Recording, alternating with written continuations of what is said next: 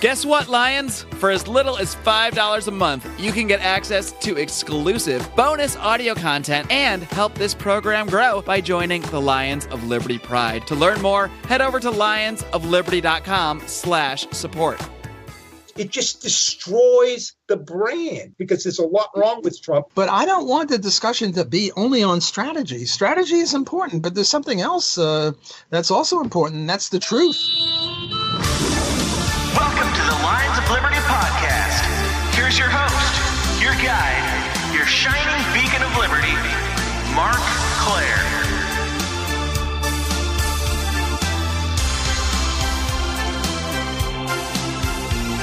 What's up, and welcome back to another edition of Lions of Liberty. And I gotta be honest, I might actually still be a little hungover from last week's edition of Libertarians in Living Rooms Drinking Liquor.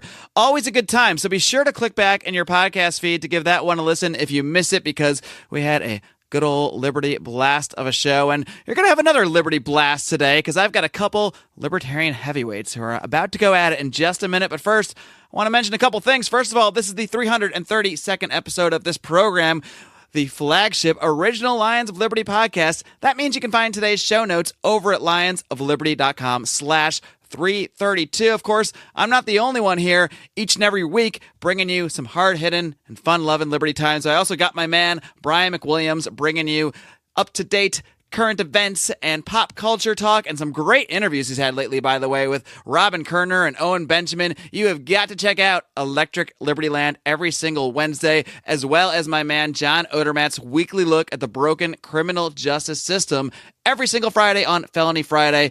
All the more reason to click on that subscribe button so you don't miss a damn thing. Speaking of not missing things, let's get to the show, huh? All right, folks, I've got a very special show for you today. We are going to have a little debate between two pretty well-known libertarians. We're going to discuss the topic of Donald Trump as it relates to libertarianism. And this is not the first time these two have discussed this subject. They have done so. They've done a couple rounds of this on the Tom Woods Show, but they're joining me here today to revisit the issue of Donald Trump and libertarianism after one whole year of the Donald Trump presidency. With that being said, I will now bring in the debaters. They have both been guests on this program before. First, he is the founder of a couple websites, economicpolicyjournal.com, which focuses on financial analysis and that sort of thing, as well as targetliberty.com, which focuses more on libertarian issues. He's also the host of The Robert Wenzel Show. I'm pleased to welcome back Mr. Robert Wenzel. Robert, are you ready to roar? Hey, Mark, I'm ready. I'm actually at the pacing stage just before the lion roars. Just walking back and forth and looking at that juicy meat ready to come and be tossed in for you in the form of Walter Block. I'm very anxious to see how Walter is going to defend his position today. All right. Well, we don't have to waste any time to find out, because I next guess his Robert's debate opponent, as we've alluded to here. He is a senior fellow at the Ludwig Von Mises Institute, as well as a professor of economics at Loyola University, or I believe it's Social Justice University, as Walter was telling us before the show, in New Orleans. He is, of course, Professor Walter Block. Professor Block, are you ready to roar? I'm ready, and thanks for having us. All right. Well, I'm looking forward to this, gentlemen. And, we're still, now that we're all ready to roar here, I know you're both going to be pretty fired up on this one, and we're going to debate basically a resolved statement, and that statement is resolved. Donald Trump is a disaster for libertarianism. And speaking in favor of that statement will be Mr. Wenzel, and arguing in the negative will be Professor Block. So I want to start things off with a sort of a brief opening statement. I'm not going to set a timer here. Let's just try to keep it, relatively brief, since we have plenty of time to dig further into the details as we go. But with that being said, why don't we take it away with Robert? Robert, why is Donald Trump a disaster for libertarianism? Okay, I'll tell you, I think he is a total disaster. I classify him as a dumb statist, and there's absolutely no reason from a ideological perspective or from a strategic or tactical perspective to support Trump. From a policy perspective, he's terrible all around. He just named Jay Powell as Fed chairman, nominated him. And Jay Powell is an investment banker. He reminds me most closely of G. William Miller, who was a Fed chairman under Jimmy Carter, and we had inflation up to 15%. He's nominated Marvin Goodfriend as a member of the Fed board. Marvin Goodfriend is best known for advocating negative interest rate on cash balances, which obviously is horrific. Rumors now suggest that the vice chairman may be John Williams, who is the San Francisco Fed president now, and he's in favor of higher targets for inflation. So we've got a guy that is just absolutely terrible as far as the Fed. It's not ending the Fed, it's making the Fed worse. On a military perspective, we've got arms going into Ukraine.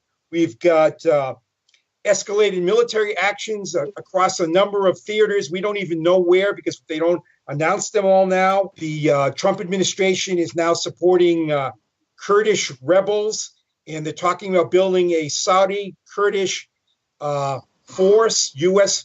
guided force of 30,000 on the Turkey border. Turkey's attacking the Kurds right now as we speak, so we don't even know how much that's going to explode. Secretary of State Tillerson has called for the removal of Assad as a goal of the United States. And it's just terrible across the board from a military perspective. Trump is terrible on trade. I consider his tax cut, which is a minor tax cut, a scam because he's not cutting government spending. So it's just diverting the way government funds are taken from the economy, and it's not shrinking that at all. So it's hurting us, but in a more hidden way. It's typical kind of thing a street hustler like Trump would do. He's terrible on libel laws, and I know this from reading a book called Defending the Undefendable. I've heard of that book. Yeah, it's that was a low blow, Bob. I haven't even started. He's terrible on surveillance, terrible on marijuana. We got Sessions letting his attorneys go loose on that. And most alarming, it appears that he's going to be increasing the reasons for nuclear engagement. Now, he's not even talking about first strike engagement.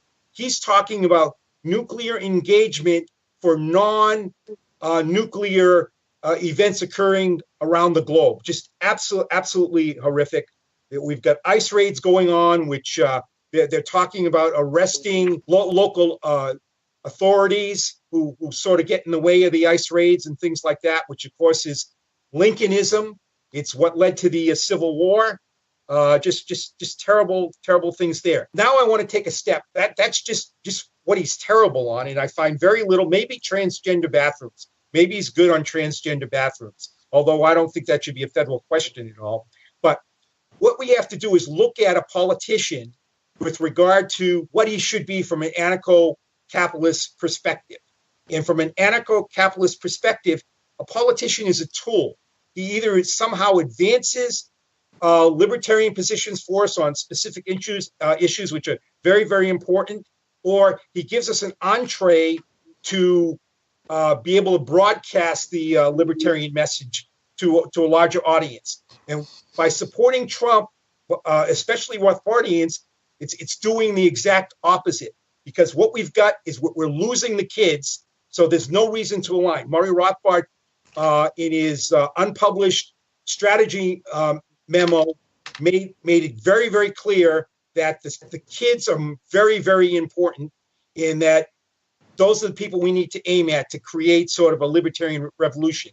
And we're losing them. If you go to the Murray Rothbard page, you Google Murray Rothbard now, there are 2 pages that talk about Murray as a racist, which I don't think Murray was a racist, and it's not important whether Trump is, but they're tying it in, and the kids are going to buy this kind of nonsense. Okay, so what you've got is people, lefty libertarians. So this support for Trump hurts Rothbardians the most, because lefty libertarians are sort of tying in this racist thing, whether he is or not, it doesn't matter. The kids go to Google Murray Rothbard if they hear about him, and they see this racist stuff, and what they're getting is this trend where Murray wrote a paper on David Duke, which the left either distorts or doesn't understand, because Murray wasn't supporting David Duke. He was supporting a challenge to the establishment, and he ended that article calling for all kinds of libertarian policies to be adopted.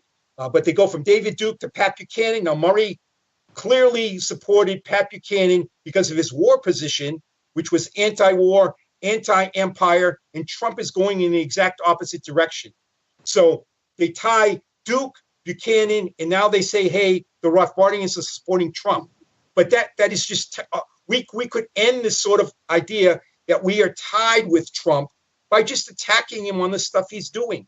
There's just nothing there that is strong enough from a Trump perspective, in libertarian perspective, for us to support him. We're losing the kids. 50% of kids think capitalism is bad, according to a new study. And the Democratic Socialists of America have quintupled their membership since Trump has come in. So I think by supporting Trump now, for Rothbardian to support Trump, it is stabbing Murray Rothbard in the gut. It is ruining the Rothbard brand. And it just, I have no idea why it should be, Trump should be supported. It's terrible for Rothbardian. Bob, I say your overall thesis here is that there's nothing libertarian about Donald Trump. There's many, many non-libertarian things about Donald Trump. And that the real danger you see is in supporting Trump in any way from a libertarian standpoint that will basically attach that libertarian branding to Donald Trump, and that will set things back even further than if all we were doing was just only attacking him on the issues. Correct. If there was something where Trump was really libertarian on, we could say, hey, he's going to sort of eliminate this or eliminate that and make things good. But he's terrible on Fed, terrible on foreign policy, terrible on drugs, terrible on surveillance, just terrible across the board. And there's a split in the Rothbardian world as far as immigration is concerned. But Walter and I are both on the side that would object to what Trump is doing as far as immigration and kicking these kids out and families and everything else. I don't see any reason to support Trump. And he's ruining the Rothbard brand because the clever leftists are using that against us. And the kids who may want to learn about Rothbard for the first time, they go to that page now. You got an old Wilkerson piece there, and you got a new John Gann's piece, who is really digging into Rothbard, but he's only presenting things in a way that makes Rothbard look like a racist, but and ties him from David Duke to Pat Buchanan to Trump. And if we attacked Trump aggressively, they wouldn't be able to do that.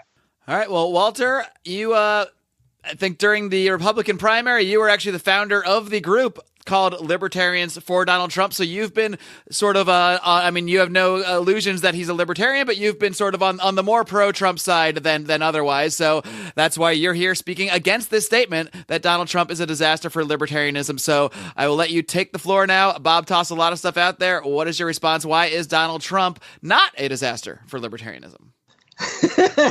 Notice I'm not saying anything. Bob is very happy. I not only was instrumental in starting Libertarians for Trump, and we got about 5,000 signatories, but I also started with several colleagues, Scholars for Trump. The reason I wanted to do Scholars for Trump is because during the election, it was brooded about that only redneck idiots, morons would support Trump. So I got a whole bunch of not a whole bunch, just about 150 people with PhDs or law degrees or medical degrees or some sort of indication that they're scholarly and not, flyover country type people. I think in some sense, Bob is right. He is a disaster. But, there's this joke. The Economist was asked, how is your wife? And the answer was, compared to what? Yeah, Donald is a disaster, but I tell you, every morning I wake up and Hillary is not our president, and I am deliriously happy. So the way I approach it is, if you compare Donald Trump with Murray Rothbard, or you compare Donald Trump with Bob, or with me, or with you, Marc, or you compare him with Ron Paul, yeah, he's a disaster, of course. It goes without saying, and Bob makes a good case. But I think that the appropriate thing is not to say, is he a disaster compared to Ron Paul or Murray Rothbard or any of the three of us, but rather, is he a disaster compared to Hillary? And when you look at that, then Donald starts looking good in some ways and bad in other ways. Now, I agree with Bob that in terms of foreign policy and nukes, he might even be worse than Hillary, although at least Donald just wants to nuke North Korea, maybe. Hillary, I think, wanted to nuke Russia, which is a little different. I don't say she would have, but, she was talking about Russia is evil, whereas Donald can sort of get along with Vladimir Putin. So even on the nuke thing, yes, he's a disaster, but compared to Hillary, I mean, Hillary, I just don't trust her, and I'm sure Bob would agree with me. Bob is no Hillary fan either. Yes, he's a dumb statist. I mean, who could deny that? Bob put his finger on that. As for the appointments to the Fed, I mean, to me, Hillary wouldn't be so great on the Fed either. Who knows what Hillary would do on the Fed, but, she's not going to appoint Ron Paul on the Fed. She's not going to appoint me on the Fed, and I would try to get rid of it. I mean, when Alan Greenspan took it over, I thought that he would work to get rid of the Fed, but he didn't. So to me, it's not a question, a marginal question. Well, what will the Fed do? Will it be better or worse? The key is, should we have it or not? And both Donald and Hillary want to have a Fed. Yes, Bob is correct on the military and on trade. And on marijuana, he is correct on all these things. But, the transgender bathroom, yes, it's not that important, but it's symbolic. And it's very symbolic of political correctness. Bob, I ask you, at least admit that Donald is magnificent on one thing, political correctness. He is magnificent on political correctness. Now, I'm in a university where political correctness is much more part and parcel of the situation. Bob is not, so he might not appreciate the cancerousness of political correctness. I live in San Francisco, just right over that. Go ahead. I'm sorry, I didn't hear you, Bob. I live in San Francisco, so I know about. I take it back. I take it back. San Francisco is one big university. But surely Bob should agree with me that on political correctness, I mean, a shithole country, you're not going to find Hillary saying anything like that. And yet that's the way most people speak. I mean, look, suppose I said that I'm kicking you out of this country and you can go to Haiti or to Norway. Which country are you going to go to? Well, you're not going to Haiti. I mean, Haiti is a country with great, great problems, and Norway is one with many, many fewer problems. And probably better beaches than Haiti. That's true. Haiti's got better beaches, but still. Depends on what you're looking for. Now, about this tax policy, I think that's pretty good. It's true. It would have been better if coupled with reducing taxes, he's reducing expenditure. I agree with Bob there, but better to reduce, given that we have to keep expenditures the way they are for some reason, don't ask, is it better to reduce taxes or not? Yeah, it's better to reduce taxes. And also by not allowing states to, cost out their taxes against the federal, namely deduct. What you're really doing is shooting a little bullet over the bow of the ship Illinois or the ship New Jersey or the ship Connecticut or California. You see, right now, these states, the high tax states, what they do is they keep raising taxes, and it doesn't cost them anything. But if you can only deduct $10,000 or some small amount, well, then they're not going to be able to get away with that. And these blue states, California, New Jersey, Illinois, Connecticut, are horrible, and this tax policy is very good. Now, Education Department. Betsy DeVos is great. Here again, I might have an inner track vis-a-vis Bob, even though he lives in the College of San Francisco. What they do now on college campuses is if a girl complains that a boy harassed her before Betsy DeVos got on board with Barack Obama, and I'm sure Hillary would have been a Barack Obama-ite on this, it's very unfair to the accused. He can't confront his accuser. There's no presumption of innocence. There's a presumption of guilt, and you have to overcome that. Betsy DeVos is magnificent on that. Of course, we should get rid of the Department of Education, and we shouldn't have a Betsy DeVos, but given that we've got one, better that Donald is filling that spot with Betsy than whoever Hillary would have picked. Then there's growth. We've had 3.1% growth. Now, it's true you can't credit the president for that, but on the other hand, everyone always does. And under Barack, the growth rate was very low. And under Hillary, I assume it would have been as low, if not lower. So do you attribute some of that to the presidency? I don't really. But still, the way the major media, my buddies at the New York Times and everyone else, what they do is they give the president the credit or the discredit. Jimmy Carter had high inflation, so it's Jimmy's fault. And so I have to say it with an asterisk. You can't really give him credit. On the other hand, if Hillary was, if we had 3-point plus growth under Hillary, everyone would have given Hillary credit for it. So let's be fair. If we enter this realm, let's give Donald credit. Then business regulations. It's true. He really wanted to for every new regulation, he wanted to get rid of 20. I don't think he got rid of 20, but I think he got rid of 2 or 3, which is magnificent. Then there's the oil pipeline. Under Barack Obama, no more oil pipeline, no more drilling, no more nothing. Under my man Donald, yes.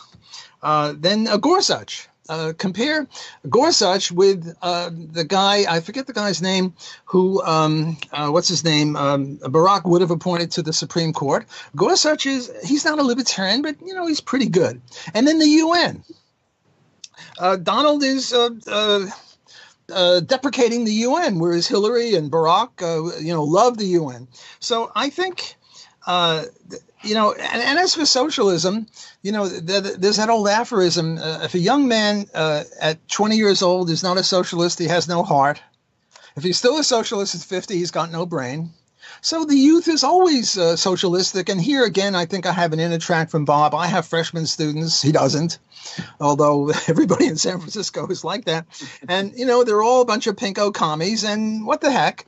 But the youth is always like that. And, it's our job to wean them away from that. And hopefully this debate will, in small part, contribute to that good effect. So, Walter, I'd say you two are looking at things in a slightly different way, whereas on a lot of these points you might agree, and I'll give Bob a chance to counter some of the points you just made in a second. But I think from your perspective, you say, a lot of the things that are bad, you agree are bad, but you would say those would be equally bad if Hillary were elected. So we can kind of cancel those out, and that there are a significant number of other areas, as you pointed out, there where Trump is so significantly better that it's worthy of at least some amount of praise. And you would say that doesn't really is not counteracted by the potential negativity from the sort of the marketing standpoint of associating that libertarianism name with Donald Trump, which is I think Bob's biggest worry in this whole thing, that all the negatives, like his support for the war on drugs, support for strict immigration and that sort of thing, will attach that sort of stuff with the libertarian brand. So do you have that same concern at all about attaching some of his negatives with libertarianism by having libertarians for Trump, scholars for Trump, that sort of thing? Well, I just wanted to add one more thing. I forgot. Sure. Moving the base from Tel Aviv to Jerusalem, I think, is a great thing. Hillary never would have done that either, and I applaud the Donald for that. Look, why do you think that's good from a libertarian aspect? I'm just curious. Well, every country gets to determine what its capital is. England, it's London. France, it's Paris. Norway, it's Oslo. And why shouldn't the Israel be able to say, well, this is our capital? I think, to treat Israel like any other country is more libertarian than to treat Israel as some sort of pariah state. And why distinguish Israel? I mean, I don't know how many countries there are in the UN, maybe 250 or so. And every last one of them gets to pick which its capital is. Israel doesn't. Well, Donald is treating Israel like other countries, and I think that's sort of libertarian-ish in the sense that I think Israel is a legitimate country insofar as these things go. Now, I'm an anarchist. I don't think any country is legitimate, but if we're going to lower ourselves to the debate under which countries are legitimate, God forbid, well, Israel should be legitimate too. Now, I don't think there's any danger of people saying, well, Donald is a libertarian. Donald is an idiot. Therefore, libertarians are idiots, and I'm against libertarianism. I mean, I think that's just made out of the whole cloth. I mean, anecdotally, I have seen people, maybe it's different because, like Bob, I live out here in California. I'm in Los Angeles. I run into a lot of people who will even say, who will actually make the connection between Donald Trump and libertarians. I don't know if they followed your work and seen libertarians for Donald Trump, but there's a lot of that attitude of, you've all seen the joke, Paul Ryan, Rand Paul, and Ayn Rand walk into a bar and they all die of alcohol poisoning because there's no regulations. It seems like a lot of people do tend to lump now Donald Trump sort of in that same that broad category of we're the ones that are for free markets are bad, and that sort of thing. So I've seen some anecdotally, obviously, some amount of that. But yeah, if I could get in here, come on. A few things, Walter. What do you mentioned Gorsuch as a plus for Trump. What do you think of Gorsuch's famous 2005 paper? Could you elaborate on that, Bob? I'm not familiar. Okay, that's the paper where he applauded the judicial restraint of the Supreme Court during FDR with regard to the New Deal. And he also said that Congress has the right to experiment with economic and social policy, which strikes me completely against libertarian perspective. Look, we're comparing Gorsuch with who Hillary would have nominated. Hillary didn't win. Walter, I have to say, I let you go on with this Hillary thing. Hillary lost. Hillary is an old lady in Westchester County who barely can stand up. I mean, the state right now is Donald Trump is president, and he's terrible on many, many, many, many things. And what he's doing is he's co-opting people, and including you with regard to a number of things. First of all, one thing with regard to Hillary is that it's questionable whether she would nuke Russia. She was getting paid under the table more than Trump as far as Russia's concerned. So with the uranium deal, so I don't see that as a plus. And it's by the way, your fellow founder of the Libertarians for Trump, who's the philosopher Paul Gottfried, put out a paper just the other day where he said that he doesn't think there's much sense to a populist movement in the United States, and he lists various reasons why, but he doesn't think it can work here in the United States. So it sort of knocks out that whole idea of aligning with Trump. But we have to get back to the fact that your parlor ideologue mentor Murray Rothbard is being stabbed by the left libertarians and leftists in general because of the alliance that some Rothbardians have with Trump. He's just bad across the board. I mean, he really is. And if you look at it from a strategic, we can agree that, and again, Hillary is not president. Mitt Romney isn't president.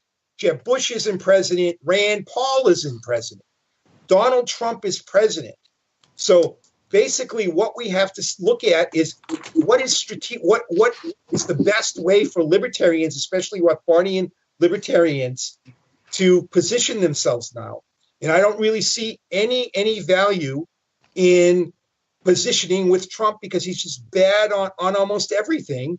And we've got a situation where it's hurting it because you Google Murray Rothbard on the front page of Google, you've got two negative pieces. One was before Trump, but this new Gans piece came out. There's other stuff coming out, and they're doing this David Duke to Pat Buchanan to Trump thing, which could be completely wiped out if all Rothbardians now attack Trump. They couldn't make that. And Murray was strong on Pat Buchanan because of his foreign war position, which is completely different than Trump's. And as we know, you were in some kind of sub-Trotskyite group with Murray. Murray jumped around. Murray was a Trotskyite. He defended Black Panthers, Stokely Carmichael, Bobby Seale. He defended Joe McCarthy for a while, then flipped on Joe McCarthy. He was never stuck on somebody. And he never, as far as I know, ever defended a president when he was in office, even though sometimes he had a quote-unquote rooting interest in one president or not. He smashed them. He smashed Ronald Reagan, by the way, whose tax cuts were 5 times greater than what Trump had here. And again, I don't really buy. I think it's a sleight of hand. If government isn't cut, that money's just coming out a different direction. It'll hurt us in other ways. But Murray smashed Reagan, whose tax cuts were much more than Trump's, and that comes straight from the David Stockman, who was at the Office of Management and Budget at the time. It just from a branding strategic perspective, it makes no sense to support Trump here. Go for it, Walter. Well, I think if you shove.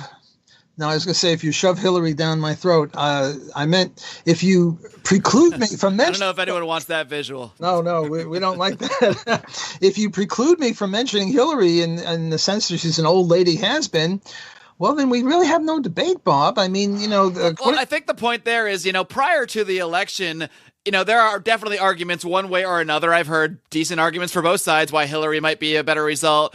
Trump might have been a better result. But I think Bob's point here is now that the election's over, there's no sense in choosing a side, pragmatically, because we're already here. Now that we're here with Donald Trump, we should just analyze him strictly from a libertarian perspective, which I think you are doing in a sense too, but you think that the positives that you've pointed out, and we can delve into some of them a little more. Maybe there are some that Bob doesn't think are as positive as you do. You think those would outweigh any sort of negativity that might come with the association. But let me ask you this, Walter.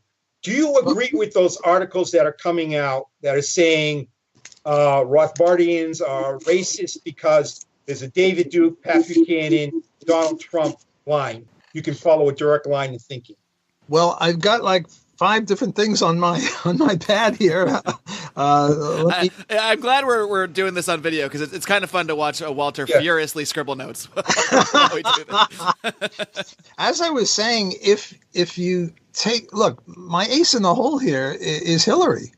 If you preclude me from mentioning Hillary on the ground that she's not president, we're not going to have much of a debate, because then I agree. Donald Trump is a disaster. Let's end the debate right now. But Walter, let me ask you this. Let me just finish. I think you've had more time than me now. Let me just get a minute or two to get some of these things off my pad. Let's whittle down that notepad a little. Look, like take Gorsuch. Is Gorsuch Ron Paul? Is Gorsuch Murray Rothbard? Is Gorsuch one of the 3 of us? No, he's not. So, yes, Gorsuch is a disaster from libertarianism also. I agree with Bob. We have no debate. Unless you allow me to say, look, who was Barack Obama going to nominate for the Supreme Court? I forget the guy's name. He was a Bernie Sanders kind of guy. Do we really need another Bernie Sanders kind of guy on the Supreme Court where it's a 4-4-1 right now? And Gorsuch is on the good 4, on the good 4. Well, from a libertarian point of view, I admit Gorsuch is not a libertarian. He too is a disaster. But if you're going to look at it in some sort of comparative way, well, then I think I have a very strong case. Now, if you're going to say, well, I can't compare anything with anything, I just have to, look at, the horses wear those blinders or whatever it is. And I just have to look at Donald Trump and what he's done. Yes, he's a disaster. No debate. So if you want to have a debate, guys, you got to let me talk about the alternative, what could have happened, what would have happened, that sort of a thing. Okay, secondly, strategy. I think the proper strategy now is to not engage in Trump derangement syndrome, where no matter what Trump does, it's no good. But to say, look, Trump is good on policies 1, 3, 5, and 7, and he's horrible on policies 2, 4, 6, and 8. We don't pull any punches. We don't say, I love Donald Trump. Donald Trump is the greatest since sliced bread. We say that he's very, very good on political correctness and pipelines and Bessie DeVos and Gorsuch. And he's very bad on nukes and very bad on free trade. I think that's a proper way of dealing with it. Now, on the racism question, racism nowadays, it used to be if you're a racist, it was bad.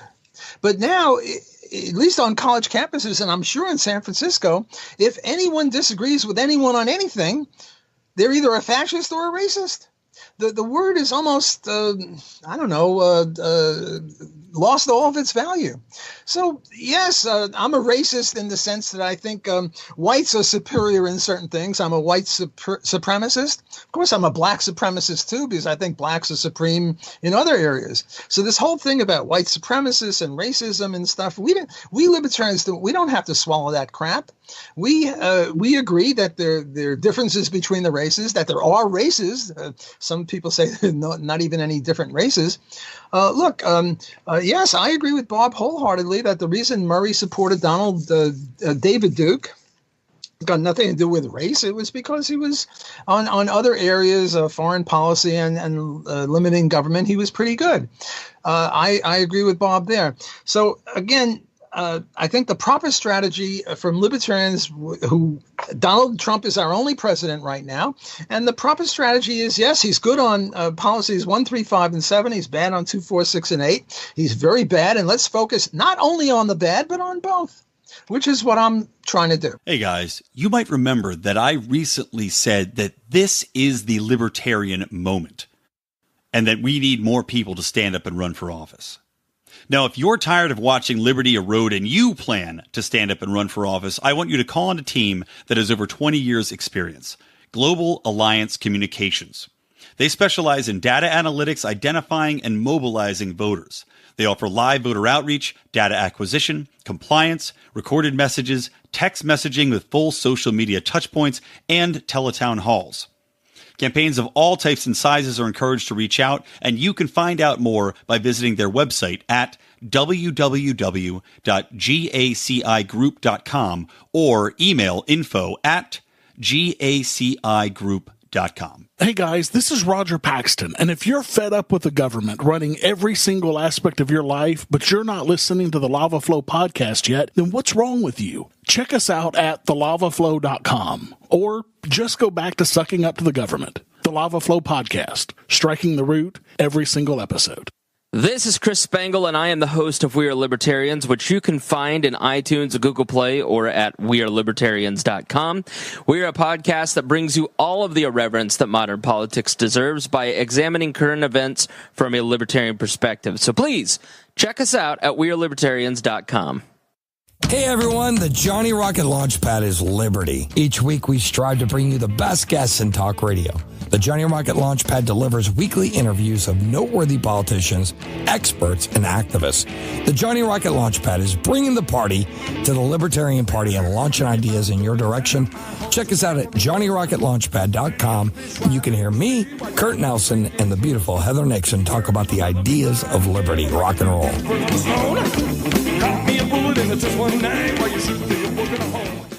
Bob, are there any areas, I'm wondering, and you can respond whatever you want to reply here as well, but I mean, are there any areas that Walter has pointed out, just for the sake of this debate here, that Walter has pointed out that are positives of Trump? I know you don't think the Supreme Court thing is that great a thing, but what about like the regulations? Do you think that his cutting of regulations is definitely like better than what we would have if Hillary had won? Are there areas you would concede to Walter that are actually better than they would be? You just wouldn't say that those areas would supersede, the negative associations that you're seeing. I agree. If Trump does something positive, he should be hailed for that. And as a matter of fact, I'm looking for it right now. I wrote a piece called "Dear Mr. President, You Are Right," and I forget what it was about. But... And you can send me any links as well, and I'll post them in the show notes for the show too, so people can check all this stuff out that we mentioned. Okay. Anyways, I did. I have no problem hailing Trump when he's good on issues. I just don't think there are that many, and I'm a little bit suspicious of this decrease in regulation, because I think it has a lot to do with the oil sector, and it's really not from a libertarian perspective. So I think it's more a case of it being the federal government coming in and defining rights for the oil sector versus what it would be in a libertarian society, where it would be based upon private property rights. I don't think that's what's going on. As a matter of fact, with regard to the pipeline, I believe there's a lot of eminent domain going on there. And then there's also, with regard to the drilling rights, there's questions about whose property it is and all that. So this deregulation is not really deregulation. It's a shift in the way the federal government is defining how it's going to regulate. So I think that's something that needs to be considered very, very carefully. It's not just a clear case of deregulation there. What were you praising Trump for in that article that you mentioned? All right, let me see if I can find that. It's going to take. While he's searching, let me mention this eminent domain business. I just wrote with my co-authors a defense of Israel against Murray Rothbard, who was very much against Israel. And the first paragraph, we said, we're against Israel. We're against all governments. And now, if we stop right now, we can't enter the debate. If you want to enter the debate about Israel, you have to say, well, we're minarchists, or we're classical liberals. You can't take the point of view of anarchists because then you're against every government.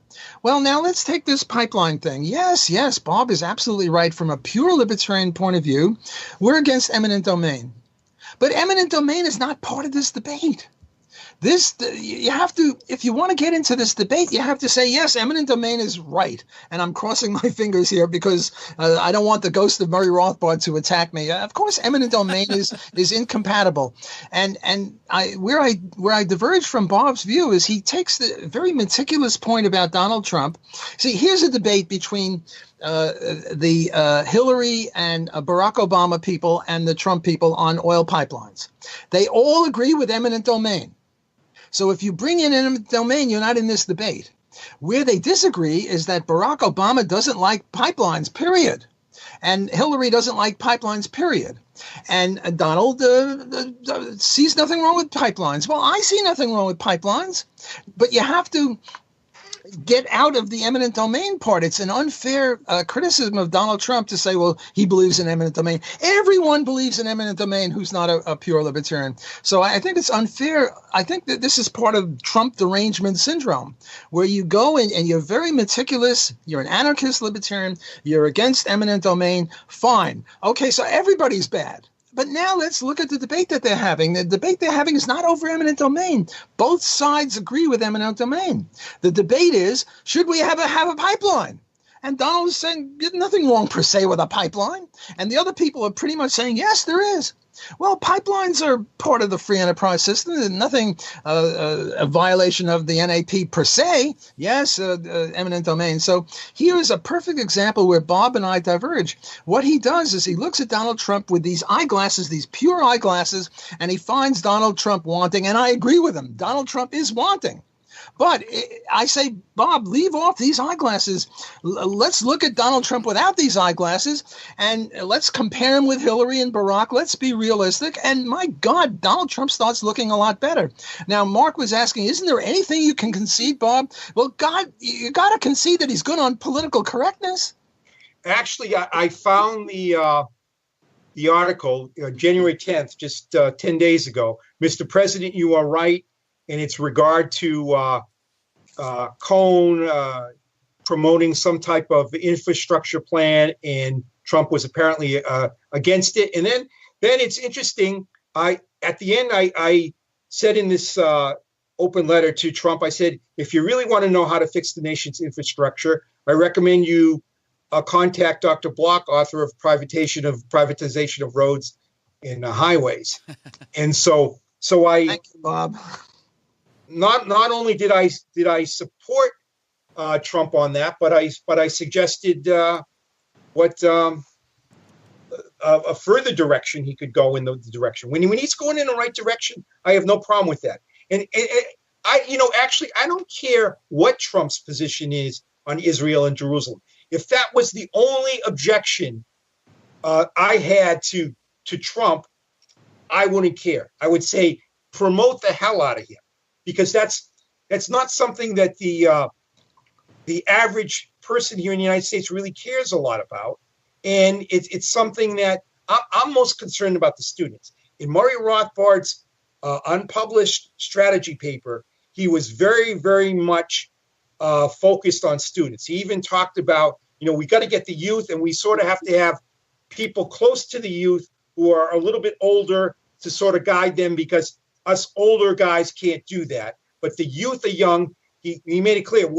I don't know, Walter, maybe you think you can convert Krugman and Stiglitz and all that to libertarianism sometime soon, but I don't think so. Okay? Or maybe Hillary. Maybe you think you can convert Hillary now that she sees all the good things Trump is doing. I don't know. I don't know if that's your thinking. But the key is that the kids, and it's a branding thing. Some things might be good. You can put all kinds of technical things about TVs when you want to market a TV, but what you want to do is understand how to get people, how to grab them, and how to brand them. And that's when we're not doing that by promoting Trump. It's shrinking the available pool of students that will catch on and pay attention to this. And so basically, my point is, we got a lot more of an advantage by attacking Trump on the many, many, many things he's weak on, because these kids hate Trump to begin with, and they're looking for ideas and reasons to hate Trump, and we can give them solid libertarian reasons. And that's what where our efforts should be. Bob, I think you're looking at things in slightly different ways here. Like, it seems like to me that, Bob, you're looking in a very, very big picture way. You're looking at how the things we say and do today in relation to Donald Trump, in relation to how we address his actions in relation to libertarianism, how those are going to affect sort of the youth today, the students, as you say, right, and how that's going to affect their development over the next, 30, 40 years. How is that going to lead to a better libertarian society or not? Whereas I think Walter's looking at it as more of a scenario where 2 or 3 years from now, maybe some really very socialist politician like Elizabeth Warren or something like that is running for president, and in that case, he thinks it's better for libertarians to all stay on this, or not stay on. Obviously, it's very split whether people are on them in the first place, but to support Donald Trump because clearly in Walter's view, he would be superior to, say, an Elizabeth Warren type. So, I mean, do you even think in the short term that if that scenario comes up in a couple of years, would you support Elizabeth Warren as a better scenario for libertarians? Or? Yeah, Mark, I think that's a very, very good question, because I think Trump is pushing more and more people in the direction of socialism. So we're going to get those more socialist people coming up in the ranks, because they're rejecting Trump as sort of the anti-socialist, even though he really isn't. He's just a dumb socialist. And so what's happening is the left is really, really gaining from this. And again, you see it, the Democratic Socialists of America have quintupled their membership since Trump has become president. And the kids are 50% against capitalism. This is a poll that was taken by Harvard University students across college campuses. And you just see it everywhere. Right? And that's the real danger, short term and long term, actually. And the key really is to get in on that attack on Trump, so these kids can see what a legitimate attack should be. Walter published a piece at Lew Rockwell with regard to Trump on Jerusalem, but yet I haven't seen anything on Trump's trade policy, on his nuclear policy, or any of this other stuff from Walter. I mean, Trump needs to be attacked and ambushed so kids can see a direction that Trump can be attacked from that is different from the socialist perspective. And it also knocks off these lefty libertarians who are trying to destroy Rothbardians. So I think your big fear would be that Trump turns so many people away from libertarianism and is so extreme maybe in areas that he's going to push people to more socialist ideas, because that's the alternative. They say they don't see libertarianism as the alternative to Trump. Correct. But even more dangerous for us as Rothbardians is they're turning people who might even be interested in libertarianism to lefty libertarianism versus Rothbardian stuff. And that's really, I mean, we're killing the Rothbard brand by not attacking Trump. And it's just so easy. There's just not enough there that Trump is doing positive to not attack the guy. Walter, I'll let you respond.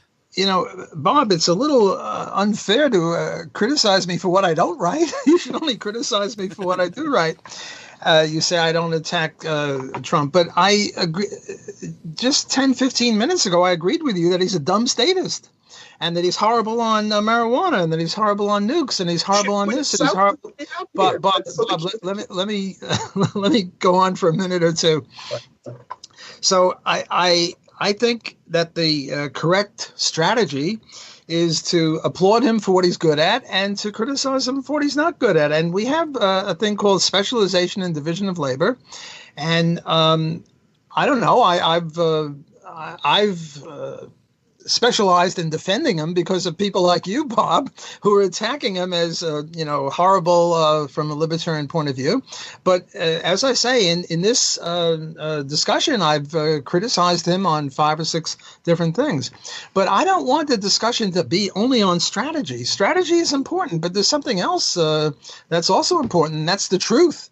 We don't want to lie just because it's strategically correct. I think that, the proper attitude of libertarianism is to as I said before, is to applaud him for what he's good at and to criticize him for what he's bad at. And Bob's view is, I can't get anything out of Bob, really. Mark, you're better than me getting something out of him that Trump is good on something. But I think if you just say that Trump is bad 100% on everything, this is so false. Because we owe something to the truth as well. It may be better strategy. Let me concede hypothetically that it's better strategy to promote libertarianism to say Trump is bad on everything. I'm not going to do that because I think that's false. And I adhere to the truth also. I'm not only interested in promoting liberty, I am interested in promoting liberty. And by the way, I think a better way to promote liberty is to always tell the truth. And if you lie and say, well, Trump is bad on everything that you can imagine, well, that's not good strategically either. And as for converting Krugman and Hillary, yeah, I'd like to convert Krugman and Hillary. Do I think there's a chance? Well, there's a chance in snowball's chance in hell of doing it. But every once in a while, you do convert somebody who's 50 or 60 years old. Very, very rare. Much more likely that you convert somebody who's 22. But, we're open for business to everybody. And there's nothing wrong with trying to convince Hillary or Krugman or Bernie Sanders or anyone else. Pocahontas was mentioned. Isn't Pocahontas great? Who else is calling her Pocahontas? This is magnificent. This is an attack on political correctness. Donald Trump has said many a time, political correctness is a lot of, nonsense, and I'm not politically correct. Bob, you got to admit at least that he's good on political correctness. No, I would say that well, see, here's the thing. Political correctness really doesn't have anything to do with libertarianism per se, principled libertarianism. As you know, Murray Rothbard said that libertarian is a very, very narrow political thinking, which is about the non-aggression principle. So whether somebody calls a country a shithole or not really doesn't have anything to do with libertarianism. It's just a view opinion. You could call it free speech, or in our case, it would be free speech on private property, but basically, libertarians can hold different views on whether countries are shitholes or not. I'm not commenting one way or the other on that, but that's sort of moving stuff in the wrong direction. It's not part of libertarianism. Libertarianism is about allowing people to do whatever they want as long as there's not some kind of violent threat or violent action. And political correctness is cultural Marxism. Cultural Marxism, like economic Marxism, is in the death throes with libertarianism, and to not realize that political correctness is relevant. Yes, you're right. You could be politically correct and be a libertarian. But again, I accuse you of wearing these meticulous eyeglasses, which I share. Move those glasses, Bob. You have to realize that cultural Marxism is got its claws on the neck of libertarianism, and we've got to fight cultural Marxism, even though cultural Marxism is not per se a violation of the NAP. You see, Bob, you are so meticulous about libertarianism when it comes to Donald Trump, and when it comes to other things, you're not that narrowly focused. Now, I applaud narrow focus on libertarianism. I agree. But when we're having a debate about these sorts of things, to say, well, this guy isn't politically correct, this guy isn't a pure libertarian, that guy's not a pure libertarian. Well, look, Ron Paul isn't a pure libertarian either. Murray Rothbard isn't a pure libertarian either. Namely, I'm a pure libertarian, and I disagree with him on, very meticulous small things. Well, not that small, like abortion. Look, Murray Rothbard favored pro-choice. Ron Paul favored pro-life. I'm an evictionist. They're both wrong. And if I were to follow your pattern, I would say, Murray Rothbard's not a libertarian, Ron Paul's not a libertarian because they're wrong on this one thing. Sort of like this thing you were pulling with me on Gorsuch. Yes, Gorsuch wrote something somewhere, and it wasn't perfectly libertarian. Now, I regard that as highly problematic in a debate over reality, political reality. Okay, so again, my point is I would support Ron Paul 100% if he were president. If you were president, I would support you 100%, even though there might be an issue or two that I disagree with you on or Ron Paul on. So the point is that Trump is not anything like that. He's not advancing libertarianism. So if we look at it from a realpolitik perspective, or if we look at it from a strategic perspective, which I think is more important, When you brand something, marketing people look and they study and they say, how are we going to attract people to this product? How are we going to get people to pay attention to this product? When they pay millions of dollars to basketball players to wear different athletic shoes, it's not because they think the shoe is better because the athlete wears it. It's like, how are we going to get people to pay attention? If they're not paying me $1 million or you, Walter, to wear these shoes. And the only reason is because they understand branding and marketing, and there's ways to attract people and there are ways not to attract people. And supporting Trump is just a very, it's just not a good way. The mind of the kids is that Trump is bad, Trump's a buffoon, so on and so forth. So the minute you start supporting him, and then they go and Google Murray Rothbard and they hear all these goofy things about Rothbard being a racist, and there's a line from David Duke to Pat Buchanan to Trump, it just destroys the brand. If you want the brand, you've got to go out there and you say, look, this is what's wrong with, because there's a lot wrong with Trump. And just from a branding perspective, not that we can't then go on and say, hey, by the way, this cultural Marxist stuff is crazy. The Frankfurt School were really evil bastards, and this is what they try to do, and it's sinking in all over the place, and this has to be turned around. That has to be done, but it's how it's done. If to use Trump as the banner to defeat cultural Marxism on campus is never going to happen. Walter, I'll let you respond to that statement there, and then after that, I do want to do some kind of closing statements, because I think we're probably getting to a point where we might just start talking in a loop a little bit. But if you want to respond specifically to that, you can. But I will end up giving you the last word, because since I gave Bob the first word. But if you want to respond to that now, you can, and then we'll kind of wrap things up. Well, let me respond finally. As you say, Bob got the first word, I'll get the last word. I'll just sum up now, because it's almost an hour and we are repeating ourselves a bit. Look, the reason I started Libertarians for Trump and Scholars for Trump was to get him vis-a-vis Hillary. I don't support him anymore. I'm not a Ron Paul supporter. Rather, I'm advocating when he does something good, we say it's good. When he does something bad, we say it's bad. A Donald Trump supporter, you mean, right? Donald Trump. I'm pretty sure you're still a Ron Paul supporter. So I'm a Ron Paul supporter. Well, I wouldn't be if I adopted Bob's views, because Ron Paul is not a perfect libertarian, and then I would focus on where we disagree. But I'm not anymore a Donald Trump supporter. I'm now a Donald Trump evaluator. And I evaluate him from a libertarian point of view. And I note that there are certain things that he's very, very bad on.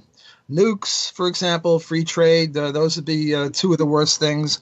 The military, the Fed, marijuana. I acknowledge he's very bad on those things. On the other hand, I think he's very good on the educational department, on regulation, on pipelines, on cultural Marxism, on Gorsuch, and a few other things. So I'm not a Donald Trump supporter anymore.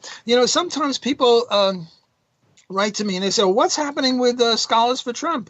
What's happening with Libertarians for Trump? And I write back, it's over. He won. We're no longer supporters of him. We were only supporters of him vis-a-vis Hillary. Now we're. Will you reignite those organizations, like in the in 2019 or so, when we have another election coming up? If he decides to run, and we see someone like an Elizabeth Warren, do you think you'll get back into that mode of active support as opposed to just you're evaluating? Yes, if Hillary or Barack, Mrs. Barack, or what's her name, that black actress? Oprah? Oprah, or I would love to see Walter Block evaluate Oprah. I look forward to that. Or Pocahontas, or any of those guys run against Donald. Again, I will, with my colleagues, reinstitute Libertarians for Trump and Scholars for Trump. But right now, Donald is our only president, and I support Bob in saying we've got to criticize him when he's bad. And I think where Bob and I diverge, I think we got to support him where he's good.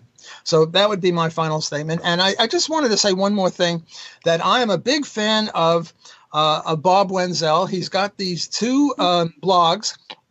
Each one is better than the other. I'm not going to discuss which one is better. One is on economics, one is on libertarianism, and they're both exquisitely good. And I recommend both of them to all people listening to this interview, to this debate. All right, well, Walter, I know I said I'd give you the last word, but since you took the closing statement, I will let Bob, get any final words he has in on this. Yeah, well, I want to say that last part of Walter's closing statement, I agree with there. Wholeheartedly. Yeah. But I did put out a yes, Mr. President, you are correct on an infrastructure when he thought the program wouldn't work, and he seems to be vacillating on public-private partnerships, which he does not think will work also. So I do support him on that. I just don't think there's enough there to support him wholeheartedly, and that I just think he's just bad for especially Rothbardian libertarians to support him. We need to do more in attacking him so the kids can see there's a reason to attack Trump that comes from a non-socialist perspective. And then we get into the cultural Marxist stuff. I just don't think we're going to catch the kids by attacking cultural Marxists in that first swipe. I mean, not that we hide the fact that Trump is positive on cultural Marxism. We can say, hey, he's good because he said this, because everybody should have their own views, and there's nothing wrong with that view. Or there, I don't want to say there's nothing wrong with. I don't want to hold a position on that view in this debate, but that essentially is my view. I just think it's mostly a branding problem, and also maybe a short-term problem, because we're going to see a wave of Democrats, it looks right now, winning in the midterms, and if that carries over to 2020, it's going to be a very, very disaster. It's going to be a more socialist country. And then I want to close. Walter, you said some kind things about me, but I also want to say that Marc here at Libertarians for Liberty has done a really great job. His podcasts are really excellent. And Lions of Liberty. The show, we are libertarians also, and for liberty. So it's all correct. And before the show, you were telling me, Marc, about your Pride program, yes. Pride group of donators, and you're up to $750 a month. Yeah, we just passed. Hopefully, by the time this airs, it'll be even higher. But we did just surpass $750 a month, and our next goal is to hit $1,000 a month, and then we're going to travel the world, and maybe not the world, but the country to start, and do some remote stuff and stuff like that. So Marc has told me when he gets to that 1,000, that's going to enable him to travel to different libertarian events, and maybe we'll do this live in person next time. Hey, great idea. So I urge any listeners here, Marc's a good guy, and he's a good guy to send money to, and he's the kind of guy we want promoting the libertarian message out there. Well, thank you, Bob. I appreciate that. I want to add to that and say that Marc has been a very, very good moderator of this, because usually the moderator just says, okay, you speak, now you shut up.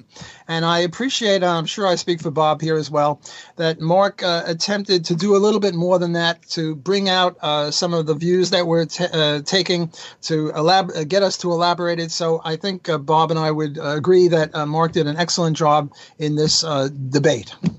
Well, thank you both. This is my favorite part of the show, where everybody praises me. So I'm a big fan of that. So I appreciate both of you guys taking your time out of your day here in the middle of the day on Saturday. I'm sure there's many other things we could be out doing, but instead us nerdy libertarians are here just talking about libertarianism. And I think our hearts, so to speak, are all in the right place. We all want to see a more libertarian, more free society. We might just have some different approaches to getting there, but I appreciate both of your time, gentlemen. Thank you so much. We'll be in touch. And I just want to thank Walter, because he's always great. We both love to debate. It's in us, and we enjoy it. And like Walter says, we agree on 99.9% of everything, and it's fun to sort of diddle around the edges here. Exactly. That's what libertarians like to do. We like it to nitpick on that 0.01%, and that's where the fun happens. If you have 10 libertarians in a room, you get 11 different opinions. Exactly. Take care, guys. Hooey, whoa boy.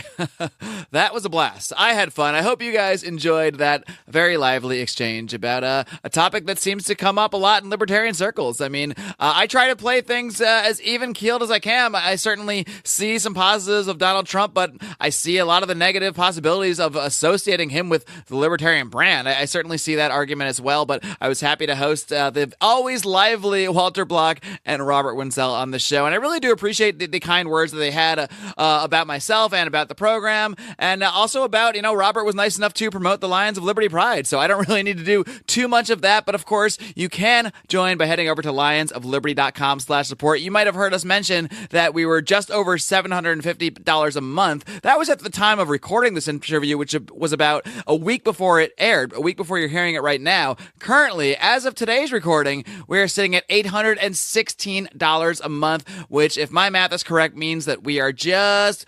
$184 a month away from that $1,000 goal to send us to PorkFest with our man Roger Paxton, to do some podcasts, to be on some panels, to just travel around the country and go to various libertarian events. That's what we're going to start doing as soon as we hit that $1,000 goal. So again, head over to lionsofliberty.com/support to check out all the benefits of being in the Pride. Of course, the best benefit is you get to listen to all the bonus content, including the Conspiracy Corner. We just had a fun one a couple weeks ago where we talked about all the weird stuff going on in Antarctica. We also had the very contentious episode of the League of Liberty podcast where Chris Spangle of We Are Libertarians and Roger Paxton got into it just a little bit. So again, to check this stuff out, you got to join the Lions of Liberty Pride, lionsofliberty.com/support. And if you want to just give us a one-time donation, you don't want that monthly commitment, that's cool too. There are several ways you can do that. You can send us fiat currency via PayPal. There's a link right there on the homepage of lionsofliberty.com. You cannot miss it. You can also send us cryptocurrency in the form of a one-time donation. We have all of our crypto addresses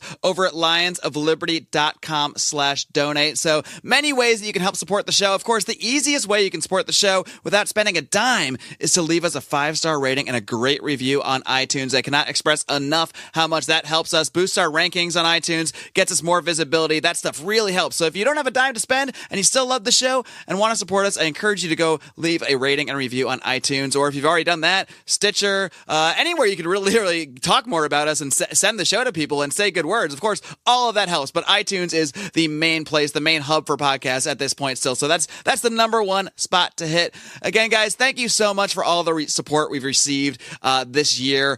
We've already been just overwhelmed by the amazing amount of support we've gotten from our listeners. Thank you so much. Again, tune in this coming Wednesday to Brian McWilliams with Electric Liberty Land. And again, John Odermatt this coming Friday with his weekly look at the broken criminal justice system on Felony Friday. Until next time, folks, live long and live free.